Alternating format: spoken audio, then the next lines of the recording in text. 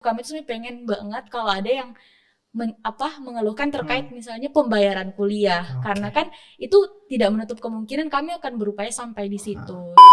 Pertanyaan dari Bahrul AZ. Ya. Bahrul.az. Oke. Jadi DPM keren ya? Gitu. Pada punya pacar nggak sih anggotanya? Ini. Kalau yang selama ini ya, kami sudah masuk, laporan yang masuk itu udah ada tentang mahasiswa akhir yang bimbingan. Jadi dia itu agak tersendat bimbingannya. Makanya dia meminta bantuan kepada DPM untuk membantu membuka obrolan kepada ketua prodi. Kembali lagi di podcast Menjadi Mahasiswa episode ke-10. Yeay. Nah, kali ini kita sudah kedatangan tamu istimewa. Nah, kalau kemarin kita udah kenalan kayak gitu tentang podcast di Lab IP UMY, sekarang kita sudah mulai mengundang tamu lagi.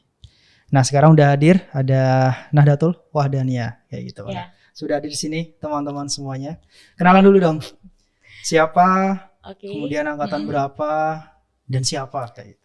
Oke. Halo teman-teman. Perkenalkan, nama saya Nahdlatul Wahdaniah. Saya mahasiswi Ilmu Pemerintahan angkatan 2018. Alhamdulillah saat ini saya diamanahkan menjadi Ketua Dewan Perwakilan Mahasiswa Fakultas Ilmu Sosial dan Ilmu Politik Universitas Muhammadiyah Yogyakarta periode 2020-2021. Oke. Ini ketua DPM-nya langsung ya diundang ke sini. Kayak Mewakili ya. Nah, nanti kita akan bincang-bincang tentang DPM bareng ketuanya langsung. Banyak pertanyaan juga yang kemarin sudah kami input ya dari teman-teman. Bahkan juga dari universitas lain, DPM dari univ lain juga bertanya. Kayak gitu. Nah, tapi kita untuk memulai, aku pengen nanya, Nada. Sekarang di masa pandemi seperti sekarang ini, DPM tuh seperti apa gitu? Ada apa sih dengan DPM di masa pandemi sekarang ini? Kayak gitu, aktivitasnya dan sebagainya. Oke, kalau di masa pandemi ya, jelas kan semua kegiatan, aktivitas itu kita mengalami perubahan. Kita harus melakukan transformasi dari yang awalnya offline, kita harus semuanya online. Jadi untuk semua fungsi-fungsi di DPM seperti fungsi pengawasan, fungsi advokasi, legislasi itu tetap kami jalankan. Cuma memang mau tidak mau sesuai keadaan kami melakukannya secara daring. Terkadang juga kita bisa melakukan secara offline, tapi di beberapa kegiatan dan tetap mematuhi protokol kesehatan. Nah, berarti tetap bisa dilaksanakan. Iya, nah, alhamdulillah tetap bisa. Tadi dijelasin beberapa fungsi. Bisa nggak dijelasin lagi gitu? Pada dasarnya DPM tuh fungsinya apa gitu di fakultas? Kalau untuk DPM Visipol sendiri ya, yang paling utama sebenarnya di DPM Visipol itu adalah fungsi advokasi. Jadi bagaimana cara teman-teman DPM ini mewakilkan suara, mewakilkan hak-hak ataupun pendapat dari teman-teman di Fakultas Ilmu Sosial dan Ilmu Politik.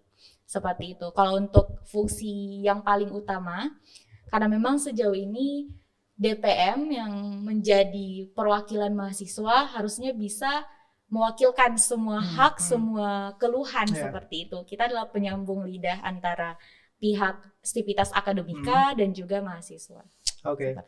Penyambung lidah ya. Ini menarik banget. Kalau biasanya ada acara apa itu namanya? Public hearing. Nah, itu gimana tuh? Public hearing kalau selama dulu waktu jadi mahasiswa tuh nggak banyak sebenarnya yang ikut public hearing. Untuk mahasiswa yang umum. Kalau yang organisasi banyak kayak gitu. Misal kalau di fakultas kita kan ada Komap, ada Komahi, terus Komakom dan lain-lain, itu memang ikut gitu. Tapi gimana? Nah, ada untuk di masa pandemi ini kayak gitu. Apakah public hearing tetap bisa berjalan dengan lancar dan apakah mahasiswa itu juga turut berpartisipasi aktif kayak gitu di sini? Kalau untuk sekarang ya, terkait advokasi, itu kan memang puncak dari advokasi kami adalah public hearing. Nah, untuk periode ini, public hearing insya Allah akan kami laksanakan di bulan ini, bulan Juli. Ya, jadi awalnya kan kami menyeting mau melakukan secara hybrid, ada online, ada offline. Cuma karena ternyata kasus melonjak lagi, sampai akhirnya kami harus mengubah lagi keseluruhan. Kami akhirnya melakukan full secara online. Nah, untuk ini, jadi kan sebelumnya itu tiap bulan kami memberikan link, kami membagikan link. Situ teman-teman bisa melakukan pengajuan, teman-teman bisa memberikan saran. Dan juga untuk advokasi sendiri itu punya alur. Kalau dari kami kan yang menaungi advokasi itu komisi A ya. Jadi komisi A ini nanti ada nomor telepon yang bisa dihubungi, dan teman-teman yang mempunyai keluhan itu bisa menghubungi komisi A. Setelah menghubungi nanti diberikan form pelaporan. Jadi kami punya form pelaporan, di situ ada template, dijelaskanlah kejadian apa yang terjadi. Kadang misalnya tentang nilai, kadang misalnya kalau sampai hari ini ya kita sebenarnya mengharapkan teman-teman itu menganggap DPM betul-betul sebagai lembaga yang bisa dijadikan tempat untuk mengadu atau tempat untuk mengadu. Kami tuh sebenarnya pengen banget kalau ada yang mengeluhkan terkait misalnya pembayaran kuliah, karena kan itu tidak menutup kemungkinan kami akan berupaya sampai di situ. Cuma memang biasanya nilai setelah diisi kami bantu untuk advokasikan biasanya lewat PIC, dan kalau memang tidak ada tanggapan kami coba untuk membuka jalan ke dekan, seperti itu kalau advokasi. Apa yang mostly apa keluhan dari teman-teman mahasiswa nih? Apakah secara fasilitas atau nilai tadi atau bayarnya kemahalan gitu? Bisa nggak sih turunkan kayak gitu?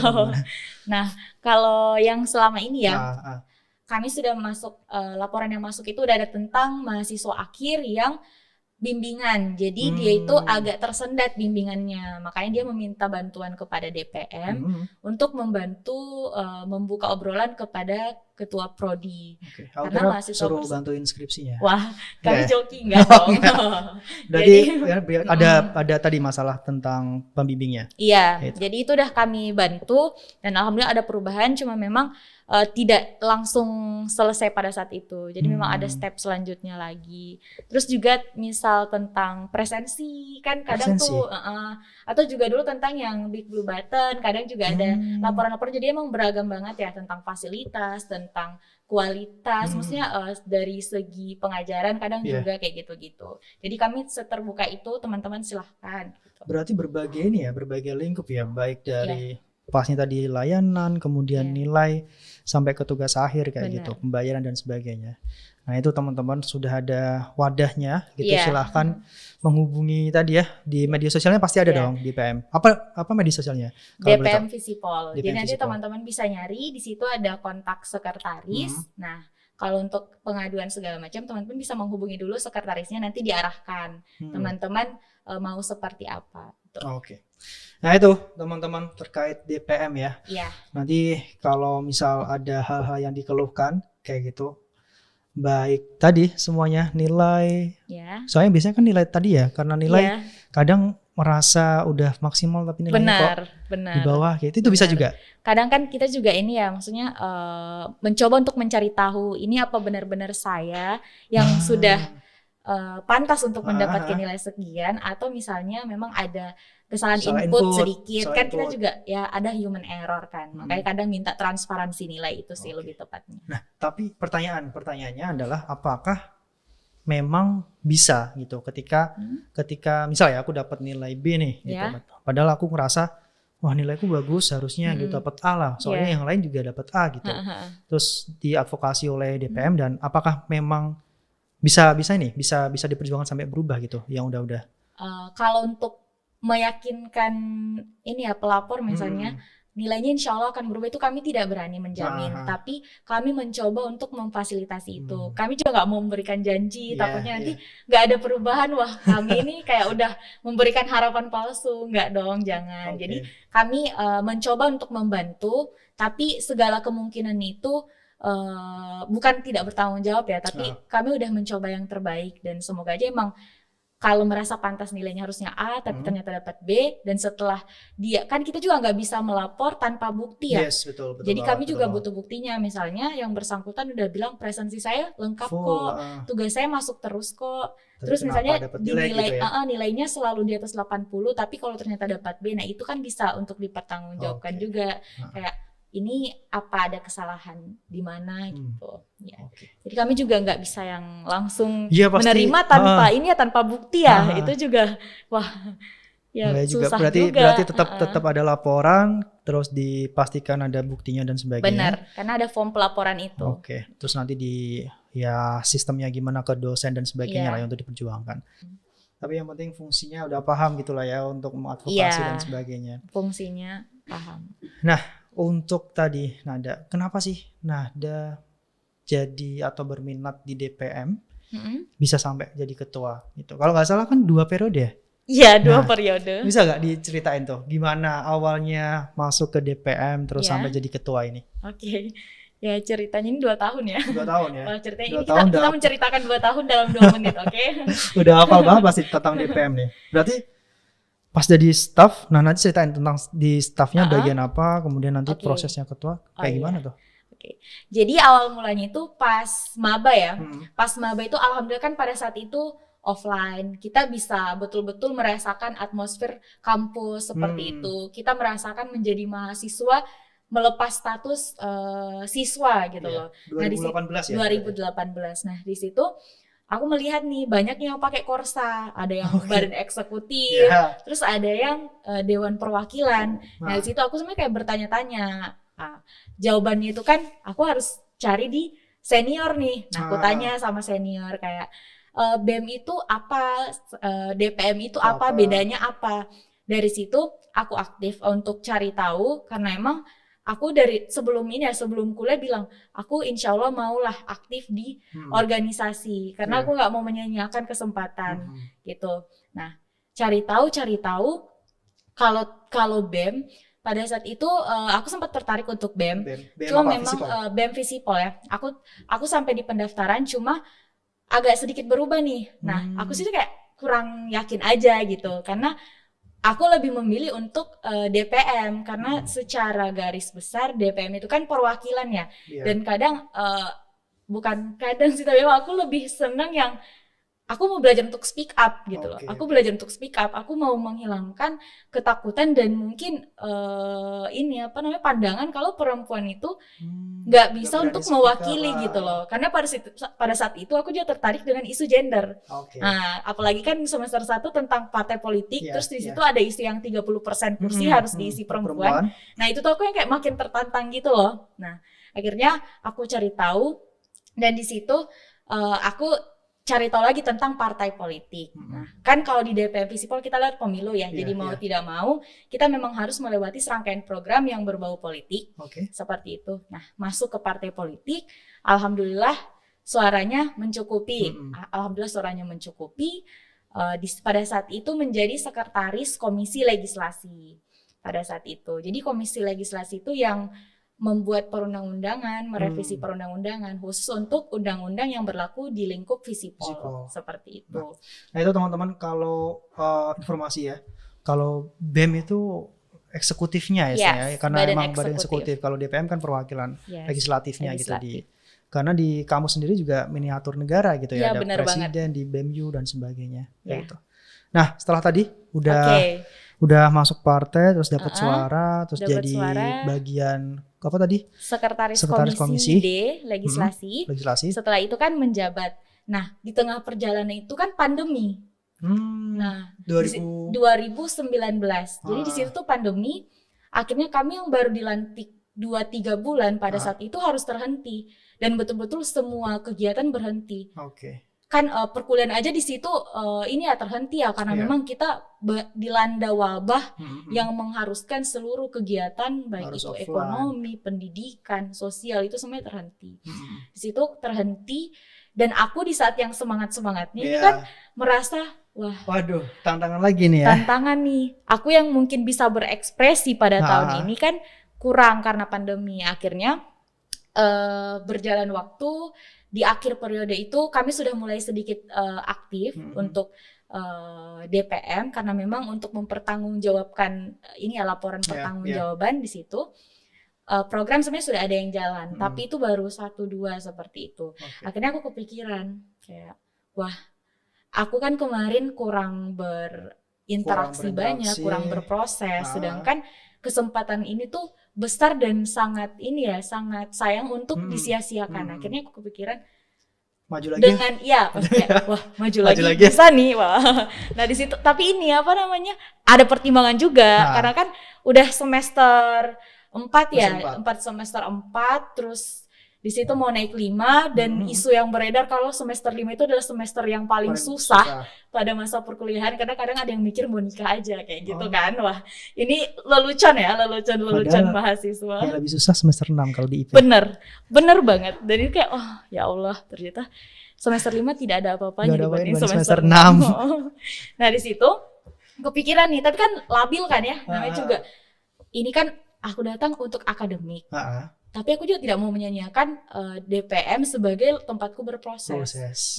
Akhirnya kan organisasi labnya anak IP gitu benar. Kita itu emang harus langsung gitu. Ilmu-ilmu di kelas harusnya kita praktekkan di lembaga kemahasiswaan. Di situ setelah pertimbangan yang panjang, setelah bingung-bingung lah ya, akhirnya memutuskan insya Allah lanjut lagi karena masih banyak banget PR. Jadi kan alhamdulillahnya pada pemilu sebelumnya aku mendapatkan suara yang lumayan gitu dan aku merasa terbebani dengan suara ini. Banyak juga ternyata membebani kita. Ada janji-janji yang mungkin aku sebutkan di visi misi dan belum aku tuntaskan. Iya benar. Makanya dengan itu aku memutuskan untuk kayaknya aku harus melanjutkan untuk menyelesaikan semua visi misi yang sudah kusebutkan di awal dan ini juga sebagai bentuk pengabdian karena sebelumnya aku juga belum maksimal seperti itu. Luar biasa. Jarang-jarang ya. Biasanya kalau udah ditempa masalah terus ada keadaan pandemi ini, ya udah ya gitu. Kalau ada dengan semangat yang tadi transgender dan sebagainya akhirnya maju sampai sekarang. Nah, setelah jadi ketua nih gitu ya. Udah jadi ketua DPM. Setahu aku juga jarang juga sih DPM diketuai perempuan ya kalau nggak salah. Kayak di tahunku dulu waktu aku BEM cowok juga kalau nggak salah. Cowok apa cewek ya? Pokoknya jarang lah gitu istilahnya kalau yang mimpin cewek gitu di lembaga-lembaga kayak gini. Nah apa kesusahannya untuk memimpin kah atau pas rapat atau gimana gitu? Apa halangannya? Kalau untuk memimpin internal DPM itu sebenarnya tidak begitu sulit karena apa? Setiap orang kan sudah punya visi misi ya, dan kita sebagai Dewan Perwakilan Mahasiswa sudah punya kesadaran bahwasanya ada di sini bukan sebagai ajang eksistensi. Ya, kita harusnya sudah memberikan yang terbaik sesuai dengan apa yang kita rencanakan di awal sebelum kita memutuskan untuk ikut pemilu kan kita udah benar-benar meyakinkan diri kita harus seperti ini. Nah, cuma kesulitannya karena memang tahun ini tuh kuantitas di DPM. Jadi kami tuh seharusnya jadi kan seharusnya ada 22 dewan mahasiswa. Dan tahun ini hanya memiliki 11 dewan mahasiswa. Jadi cuma setengah kursi. Benar-benar setengah. Nah, seperti itu. Tapi alhamdulillahnya kami sedikit terbantu dengan delegasi dari setiap himpunan, dari Komahi, dari Komakom, dan dari Komap. Ada 1 orang perwakilan gitu per delegasi. Jadi kami ada 14 orang. Nah, itu. Terus juga tahun ini kami punya 4 staf sus. Itu juga untuk membantu kami karena kami benar-benar keteteran dengan semua program yang mau dihapuskan, tapi itu adalah memang udah itu adalah fungsi wajib gitu. Tidak bisa untuk tidak dilakukan. Kami juga menambah itu. Nah, kesulitannya di situ dalam kegiatan kami kadang kekurangan ini ya, maksudnya kurangnya itu pas partisipasi dari teman-teman, misalnya teman-teman Visipol. Contohnya beberapa minggu kemarin kami membuka open recruitment untuk komisioner KPU dan Bawaslu dan kami sangat kesulitan untuk mendapatkan calon komisionernya. Nah, itu. Jadi kesulitannya sebenarnya ke sasaran atau targetnya. Ya kalau dari segi internal DPM alhamdulillah aman-aman aja ya. Teman-teman yang ada di DPM sekarang sangat suportif ya sebagai teman kerja karena betul-betul bisa untuk membagi waktu dan tidak egois, misalnya kayak aku udah capek kamu aja. Alhamdulillah enggak ada. Alhamdulillah enggak. Nah, apakah dengan orang setengah itu yang seperti harusnya dua-dua ya 11 doang, apa sangat mengganggu gitu? Ini pertanyaan paling umum ya kalau misalnya orang mau ikut organisasi. Apakah organisasi mengganggu kuliahmu gitu? Ganggu nggak itu? Ganggu kalau aku ya, menurutku sebenarnya mengganggu itu kalau kita nggak bisa bagi waktu sih. Kalau aku pribadi ya. Betul banget. Nah, jadi kan sekarang ini ada DPM, kuliah, dan aku juga persiapan KKN. Dan ini memang sangat kalau dibilang sangat mengganggu, sebenarnya nggak mengganggu kalau kita bisa bagi waktu. Time management itu penting banget. Jadi teman-teman jangan pernah takut tentang akademik yang misalnya IPK aku nanti turun nih. Kalau organisasi misalnya lebih kenceng di organisasi. Nah itu teman-teman, jadi kan harus diingat lagi. Kita misalnya masuk ke UMY, kita untuk kuliah, tapi apa yang disodorkan, misalnya apa yang ada, misalnya organisasi, UKM, itu semua harusnya kalian rasakan gitu loh. Sebagai tempat untuk berproses belajar, karena nggak semuanya kita dapatkan di kelas. Betul banget. Karena kesempatan banyak ya di kampus sebenarnya. Kalau cuma ikut kuliah doang gitu nggak dapat pengalaman dan sebagainya. Benar. Padahal kan kampus juga kita dapat link ya. Kalau ternyata suatu saat jaringan tuh yang paling penting. Iya benar. Di kampus ternyata kemarin, wah ini teman kampusnya saya milih lah. Misalnya DPR RI, keren banget itu. Pengalamannya apa kalau misal magang di DPR katakanlah gitu. Kan banyak banget ya sekarang ya. Banyak banget. Program di kampus Merdeka. Kemudian juga kalau nggak salah masih buka di DPR RI. Iya, ada itu buka untuk staff. Itu ada staff riset apa gimana ya. Banyak banget aku lihat. Itu juga jadi nambahin CV juga kayak benar. Punya bekal pengalaman yang banyak teman-teman. Pokoknya jangan pikir kalau dengan kuliah aja itu cukup, karena benar-benar nggak cukup teman-teman. Kita harus punya soft skill, entah itu bagaimana caranya teamwork, terus bagaimana kita tidak egois ya, karena kan itu yang sulit kadang. Apalagi kalau dari dalam dunia pekerjaan, kita dihadapkan dengan orang banyak, kita harus mengutamakan kepentingan umum dong. Kita nggak bisa pribadi kita yang selalu mau didengarkan. Kita nggak bisa seperti itu, dan itu semuanya bisa diasah lewat organisasi mahasiswa. Proses untuk menempanya di organisasi ya. Kayak gitu. Nah tadi ngomongin tentang time management nih, tentang kuliahan kayak gitu. Nada sendiri ada kegiatan lain nggak di luar DPM gitu sama kuliah gitu? Apa ikut UKM lain? Terus apakah ini kan Nada iGov juga ya? Iya. iGov. Apakah ikut exchange kayak gitu? Ikut gak kayak gitu? Kalau exchange alhamdulillah udah. Saya sudah melengkapi kewajiban. Ya udah exchange alhamdulillah di semester 4 tahun 2019 kemarin. Posisinya juga masih jadi DPM yang staff. Iya, itu DPM posisinya sebagai sekretaris komisi itu. Iya. Oke. Nah berarti masih leluasa gitu ya. Alhamdulillah. Sekalipun ya kadang malam overthinking ya Allah. Capek. Kali itu udah wajib buka kebutuhan semua orang untuk overthinking. Tapi kalau bisa dikontrol lah ya. Jangan sampai overthinking bikin gak pede gitu. Iya, jangan sampai juga terlalu berlebihan akhirnya mempengaruhi kesehatan mental. Karena itu sangat penting juga. Itu isu yang sangat hangat kayak gitu. Mental illness. Oke. Nah Nada, kemarin kami dari Lab IP udah mengumpulkan pertanyaan-pertanyaan yang tadi aku sampaikan. Ini aku bacain ya. Oke. Ada beberapa pertanyaan yang masuk. Wih. Bentar. Alhamdulillah ya ada yang ingin mengetahui ya terkait DPM Visipol. Tentang DPM juga tentang Anda sendiri. Wah.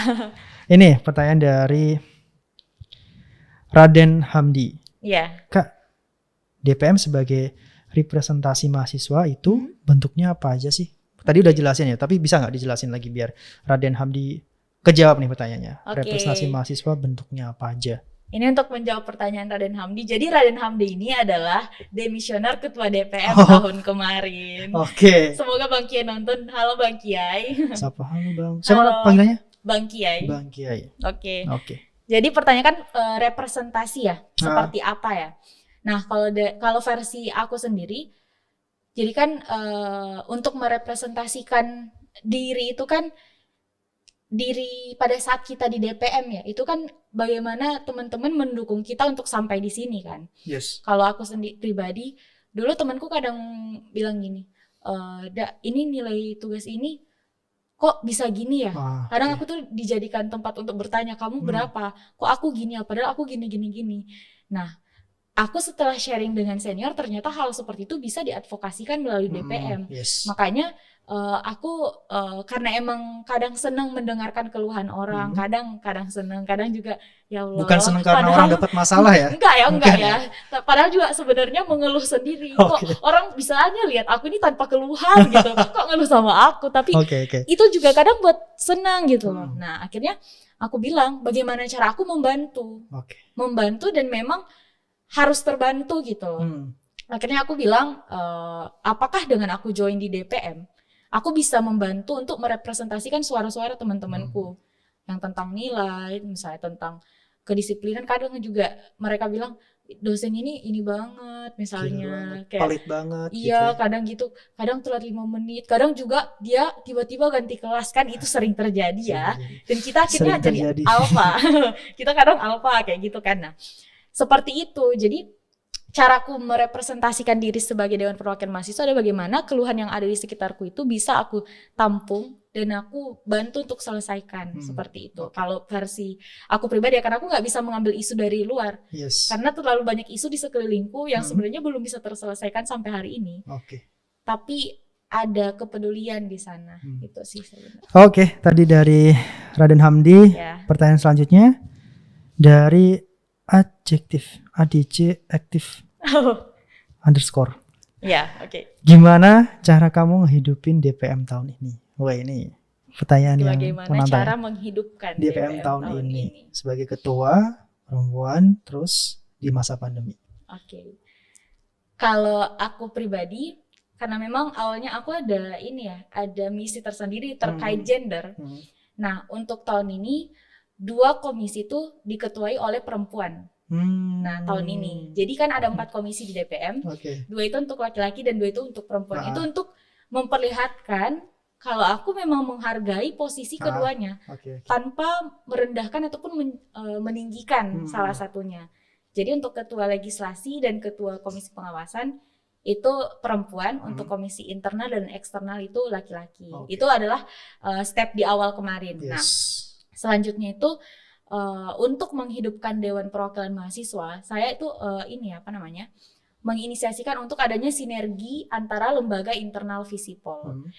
Jadi kan tadi kalau sempat Mas Bakti bilang public hearing, nah biasanya itu kan public hearing itu diadakan setiap lembaga ya. Komap punya public hearing, terus Komakom punya, terus BEM misalnya juga mau mengadakan. Tapi insya Allah tahun ini kita mau mengadakan betul-betul bersamaan semuanya. Terintegritas satu gitu ya. Pokoknya semuanya sama. Jadi di sana ada power yang lebih dan ada sinergi. Nah itu sebenarnya yang aku lihat ya tahun kemarin itu kan aku juga sedikit memperhatikan bagaimana sih siklus dari Dewan Perwakilan Mahasiswa, dan alhamdulillah tahun ini bisa untuk aku dikasih kesempatan lebih untuk mengarahkan secara tidak langsung sih, karena kan keseluruhan kami juga mengeluarkan keputusan di forum seperti itu. Nah itu juga salah satu cara untuk menghidupkan DPM. Selain itu juga ya diskusi-diskusi mungkin kayak ini kan alhamdulillah lab IP sangat sangat interaktif sekali untuk untuk mahasiswanya, sangat informatif karena Dewan Perwakilan Mahasiswa alhamdulillah diberikan kesempatan. Ini juga adalah salah satu bentuk kami untuk menyebarluaskan lah informasi terkait DPM seperti itu. Ini tanpa paksaan maupun tekanan ya. Benar, nggak ada. Ini sangat bersyukur sekali DPM. Karena emang tujuannya itu biar kenal. Menjadi mahasiswa kan luas ya. Salah satu menjadi anggota DPM atau ketua DPM pun juga mahasiswa kayak gitu. Nah tadi ya berarti ya komposisi ya istilahnya, komposisi di internal gitu ada disamaratakan. Terus tadi ada integrasi antara public hearing. Visipol, benar. Nah itu adjektif. Lanjut ya, ada ya. Lanjut. Nah ini pertanyaan dari Bahrul AZ. Bahrul.az. Jadi DPM keren ya. Pada punya pacar nggak sih anggotanya? Ini bisa dijawab bisa nggak? Ada tapi ya paling ya. Tapi ya kalau pacar kan masing-masing orang ya. Ya saya juga nggak tahu, saya ikan. Ini kayak pertanyaannya emang ditujukan langsung buat Nahda nih. Nanti langsung dihubungin aja ya, Bahrul ya. Silahkan. Lanjut. Dari Indah Koirunisa. Indah Hairunisa. Nah ini maba nih. Berhubung saya maba UMY tahun ini Kak, dalam Visipol itu apa sih Kak? Dan apa syaratnya supaya bisa bergabung di DPM? Wah ini sekalian promosi nih. Nada. Bagus nih. Terima kasih Indah sudah menanyakan ini. Langsung ku jawab. Jadi kalau mau bergabung dengan DPM itu teman-teman kan ini ya, ini nggak nyebut ya mahasiswa mana ya? Maba UMY. Maba UMY aja. Oke. Jadi kan untuk pemilihan Dewan Perwakilan Mahasiswa di Visipol itu kami melalui pemilu. Nah, jadi teman-teman diarahkan untuk memilih dulu nih partai politik yang memang sesuai dengan pilihan teman-teman. Jadi kan kita juga nggak bisa asal masuk ya, kita juga harus menyesuaikan, kita harus mencari tahu track record dari partai politik yang nantinya akan mengusung kita.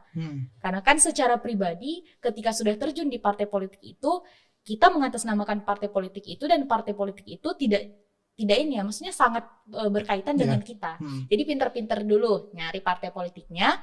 Setelah itu teman-teman bisa untuk mengikut ini follow up lagi terkait informasi kapan buka, kapan ini ya pendaftaran DPM, tapi itu diakses melalui partai politik. Karena memang kita tidak bisa menjadi Dewan Perwakilan Mahasiswa secara independen. Ya, kita harus melalui partai politik.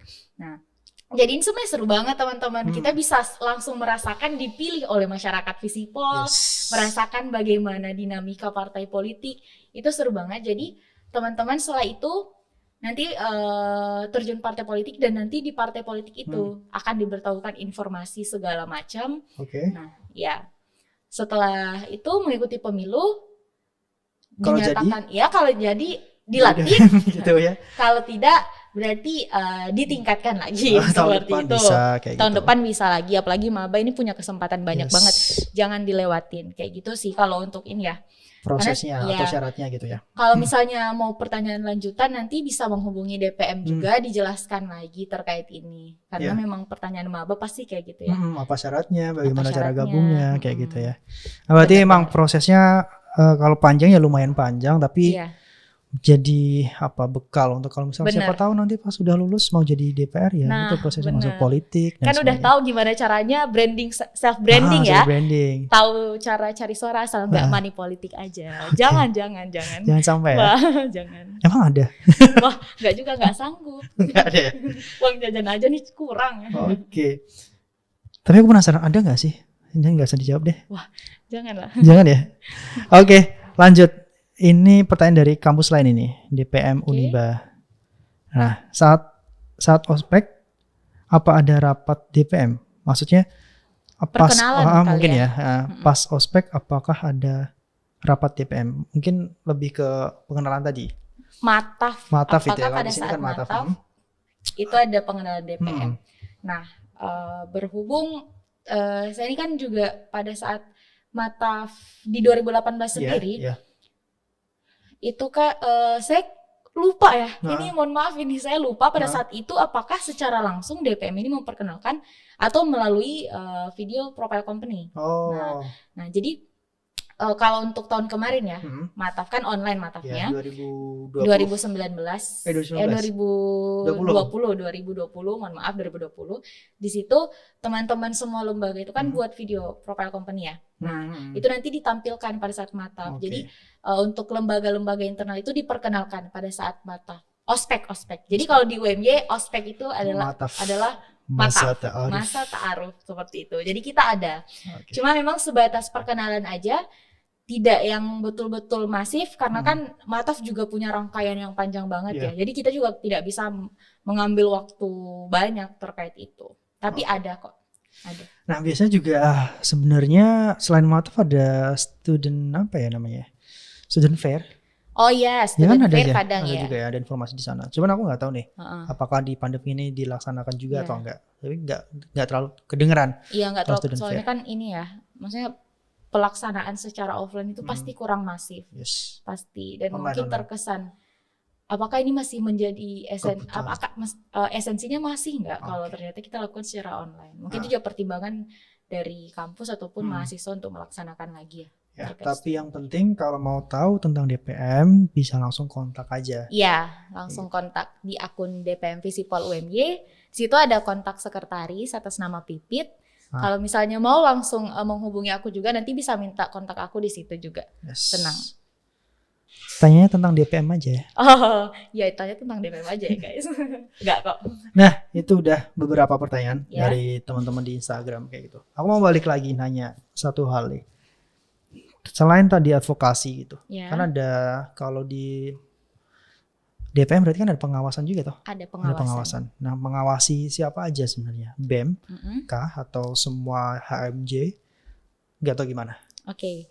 Kalau untuk sekarang ya, pengawasan itu hanya untuk BEM saja. Untuk BEM aja. Karena memang divisi Pol kita kan belum punya ini ya susunan kedudukan. Jadi tidak bisa ada klaim DPM DPM ini lebih tinggi daripada organisasi lainnya, itu tidak bisa. Makanya sampai hari ini biar tetap hidup check and balance antara lembaga mahasiswa, hanya ini, jadi baru BEM aja yang kami awasi. Tapi kalau memang kita mau betul-betul merepresentasikan kampus kita bagaikan negara, itu kan harusnya ini ya, maksudnya pengawasan itu keseluruhan gitu loh, sampai ke bawah-bawahnya, benar-benar. Tapi gitu. Fungsi checks and balance-nya ada untuk BEM. Untuk eksekutif. Nah, boleh nggak dijelasin dikit gitu prosesnya untuk tadi pengawasan gitu? Apakah sering ada semacam geseran apa namanya bentrok gitulah katakanlah, atau biasa-biasa aja kayak gitu? Kalau mengawasi untuk pengawasan ya, kalau pengawasan sejauh ini kami tuh melakukannya dalam beberapa hal. Misalnya setiap ada kegiatan, komisi pengawasan itu ada di sana. Terus juga untuk pengajuan proposal ke dekanat itu harus diaudit dulu oleh DPM.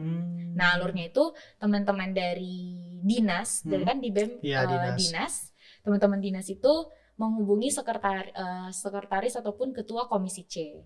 Mereka menghubungi untuk melakukan review dan audit proposal.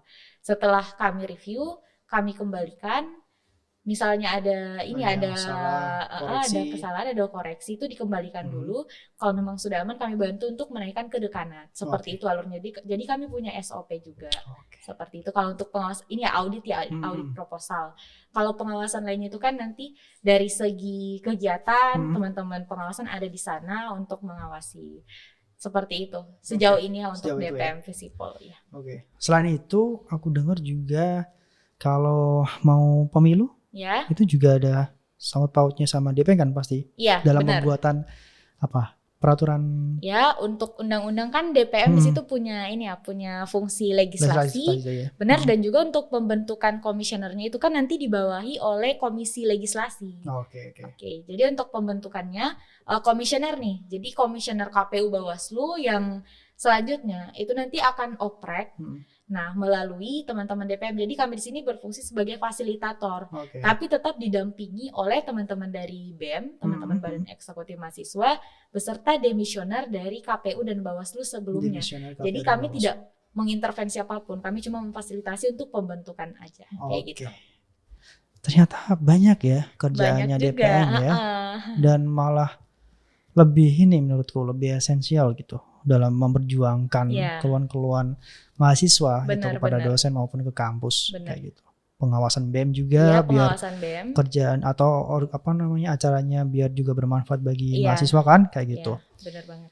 Nah, nggak terasa udah cukup lama kita berbincang tentang DPM pun juga Nahda kayak gitu. Sekali lagi kalau mau tahu lebih lanjut tentang DPM bisa cek langsung Instagramnya atau punya YouTube mungkin yang lain? Belum ya? Instagram. Yang paling aktif itu Instagram. Terus juga kalau misalnya mau nanya-nanya lebih intens lagi bisa ke tadi ya Pipit maupun ke Nahda langsung. Bisa. Kayak gitu teman-teman. Nah terakhir aku mau nanya apa yang pengen Nahda sampaikan gitu ke teman-teman tentang perkuliahan gitu sebagai mahasiswa yang merasakan mahasiswa sampai sekarang, terutama untuk maba nih gitu. Apa sih pesan Nahda gitu untuk teman-teman? Ini pesan pribadiku ya, ini berdasarkan pengalaman juga sih.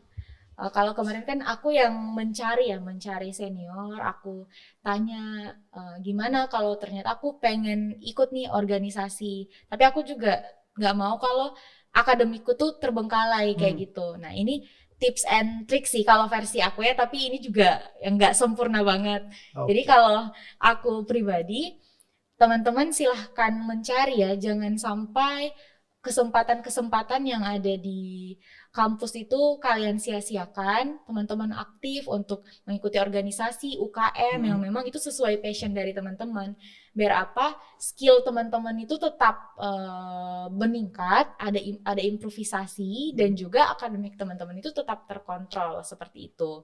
Pokoknya kalau mau tahu kan biasanya follow akun biar apa informasinya dapat. Nah kayak gitu aja teman-teman, karena pasti kita juga mengumumkannya lewat Instagram, lewat media sosial.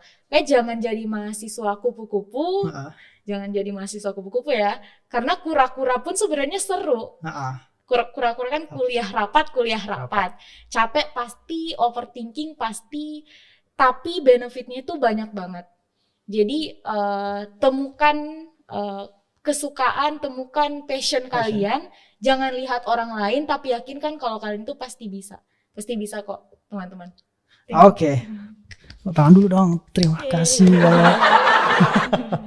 Oke, itu bincang-bincang kita kali ini dengan Nahda, Ketua Dewan Perwakilan Mahasiswa Visipol yang tahun ini ya, periode 2020-2021. Benar. Kayak gitu. Nah, sampai jumpa di podcast Menjadi Mahasiswa episode selanjutnya, yang pastinya nanti kita akan mengundang mahasiswa-mahasiswa lain dari ilmu pemerintahan. Nah, kira-kira siapa yang mau diundang bisa komentar di bawah kayak gitu. Terima kasih Nahda sekali lagi. Sama-sama. Semoga sukses kuliahnya. Amin. Dan sebentar lagi masuk ke semester akhir gitu. Semoga bisa lancar-lancar untuk tugas akhirnya. Kayak gitu. Terima kasih. Dan akhiri, assalamualaikum warahmatullahi wabarakatuh. Waalaikumsalam warahmatullahi wabarakatuh.